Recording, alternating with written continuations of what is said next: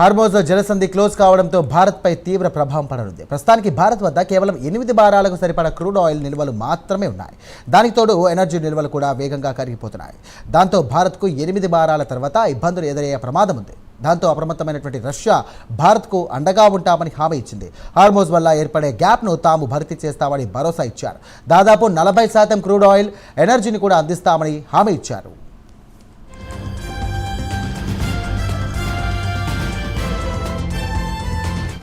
భారత్కు మరోసారి Russia offer ఇవ్వడంతో ట్రంప్ అలర్ట్ అయ్యారు. రష్యా నుండి భారత్కు క్రూడ్ ఆయిల్ మళ్లీ కొనుగోలు చేయడం ప్రారంభిస్తే వెనిజులాలా మార్కెట్కు పెద్ద ఎఫెక్ట్ అవుతుంది.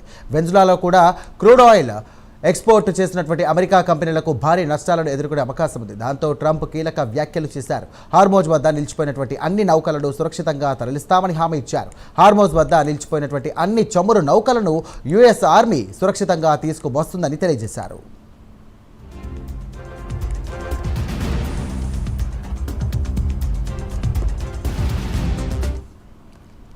అబ్రహాం లింకన్ నౌకను అమెరికా దళాలు శరవేగంగా హార్మోజ్ వైపు తరలిస్తున్నట్టుగా తెలుస్తోంది. అదే సమయంలో అమెరికా నేవీ సైతం తమ సైన్యాన్ని ఇరాన్ వైపు మళ్లిస్తున్నారు. సాధ్యమైనంత త్వరగా అన్ని నౌకలను హార్మోజ్ నుండి పంపించాలని అమెరికా భావిస్తోంది. ట్రంప్ అనుకున్నట్టు త్వరగా హార్మోజ్ నుండి తరలిస్తే కనుక భారత్కు రష్యా మద్దతు అవసరం లేకుండా పోతోంది.